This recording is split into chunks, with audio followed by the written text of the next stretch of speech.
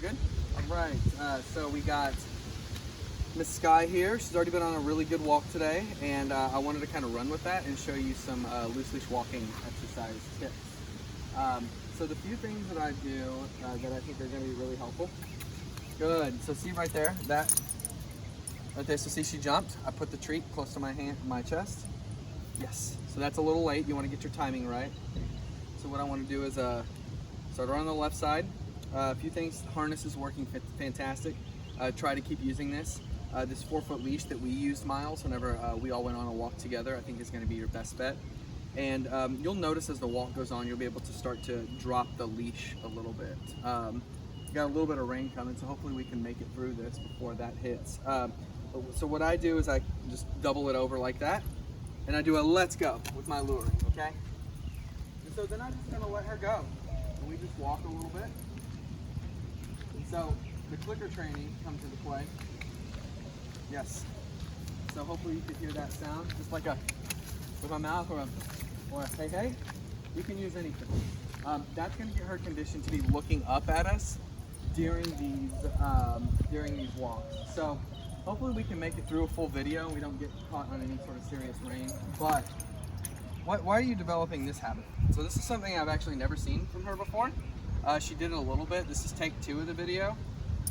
She did it a little bit before, but just ignore it. Don't put any energy into it because we want to extinguish it before it starts. So now we can rely on her. Leave it. Yes, yes, yes, yes. And I want you to talk her through all those distractions. Any sort of distraction, whether if it's a dog, a squirrel, anything like that, as long as she stays under threshold in terms of just staring and not reacting, then you're going to be in good shape. So what you're seeing right now is a dog who's mentally pretty tired. I think that that's really good for her in some ways, but also think about that whenever you're training her, because you'll start to get a diminishing amount of results, which is why you're seeing the jumping, you're seeing this stuff right here. But I also want to show you the things that she can do to break off of it. So see right there, I want you to rewind that. That's the beginnings of a heel. She pivoted, came a little bit closer to my hip right there. So let's go.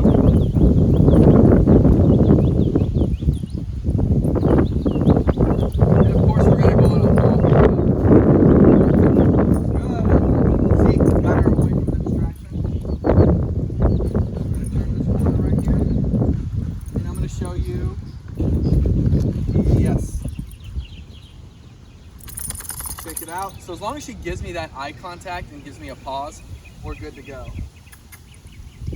Yes, so we're working on our touch targeting, and that's how we make a really solid turn. Yeah, good, good. So I really encourage talking to your dog through all this stuff. Let's go. Good. So now we're just gonna walk. Yes. Up. So in these times right here, I want to be able to wait and be able to get a good behavior from her, something that I'm waiting for and I'm looking for. Good. Or you can rely on your positive interrupter, which acts as your clicker training. Come on. Good. So see, she gets stuck. Don't just keep calling out commands for her. Wait till you see something you like if she's under threshold. Now, if she's up here and she's barking, we want to move through it, Yes, yes, yes. Good job. So I want you to look back at that too. Her constantly coming back to look at me. All right? So you also decide what you let her sniff with and what you let her move through. So you let her sniff, that's okay.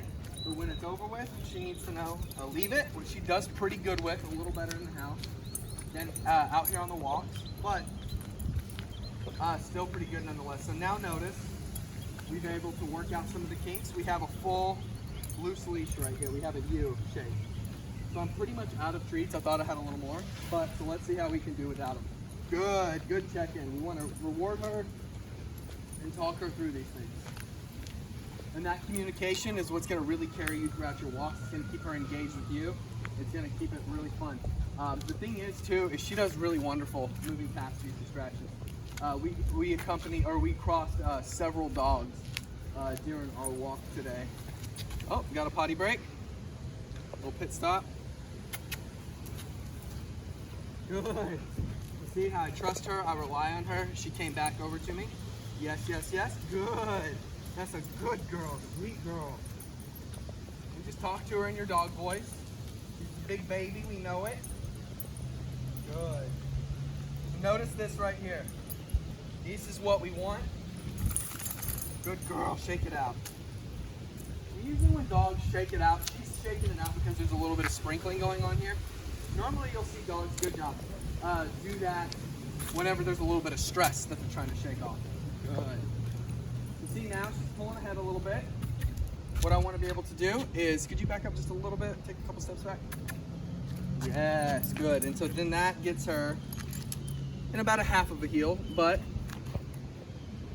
leave it. Good. So see how she's able to recover?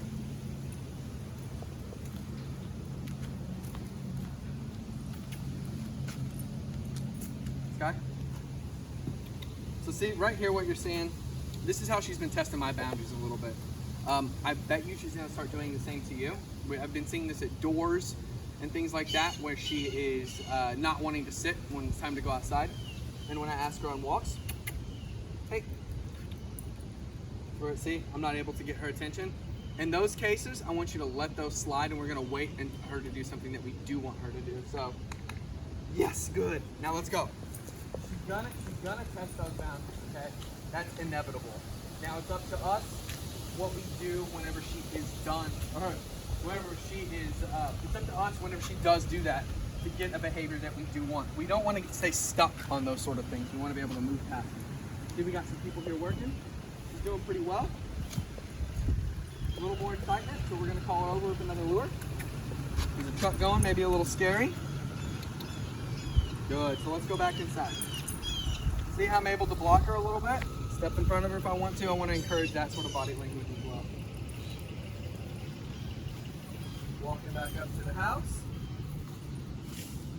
And after about a 45-minute walk today, as well as what we've done today, as well as playtime outside, I think that her enrichment is pretty solid for right now. She's ready to snooze because she's starting to kind of get a little droopy, a little less responsive.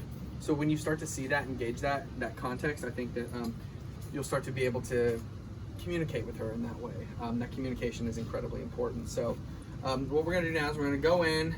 It is lunch and nap time, so we're gonna go let her engage in that, and we'll talk soon. Thank you.